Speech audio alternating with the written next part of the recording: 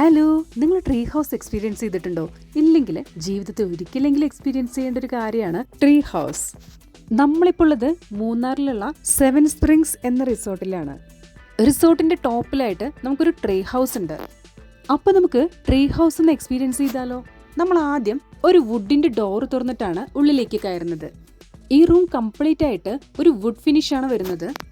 അതിന് മാച്ചിങ് ആയിട്ട് ലൈറ്റ് കളറായിട്ടുള്ള കട്ടൻസും അതുപോലെ തന്നെ നല്ല പരവതാനിയെല്ലാം ഉണ്ട്. നമുക്കിവിടെ ഫ്രീ വൈഫൈ അവൈലബിൾ ആണ്. Tree house mainly കപ്പിൾസിനാണ്.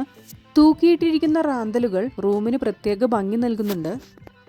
റൂമിനുള്ളിൽ wood finish മാത്രമല്ല, ഒറിജിനൽ ട്രീ തന്നെ ഈ ട്രീ ഹൗസിനുള്ളിലുണ്ട്. അതിന് ചൂടിലായിട്ട് നമുക്കൊരു LED TV കാണാം.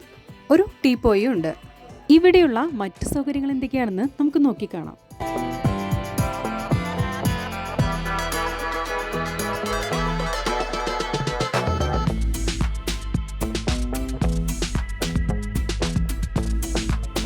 ട്രീ ഹൗസിനുള്ളിൽ നമുക്കിതുപോലെ ഒരു ചെറിയ ഡൈനിങ് ടേബിൾ ഉണ്ട്. 2 ചെയറും അവൈലബിൾ ആണ്.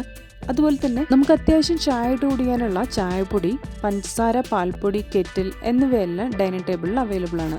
നമുക്കിവിടെ ചെറിയൊരു ഫ്രിഡ്ജ് ഉണ്ട്. അത് സെറ്റ് ചെയ്തിരിക്കുന്നത് തന്നെ ഒരു വുഡിന്റെ മേലെയാണ്. അതിനടുത്തായിട്ട് തന്നെ നല്ല സ്പേഷ്യസ് ആയിട്ടുള്ള ഒരു അലമാരയും ഉണ്ട്.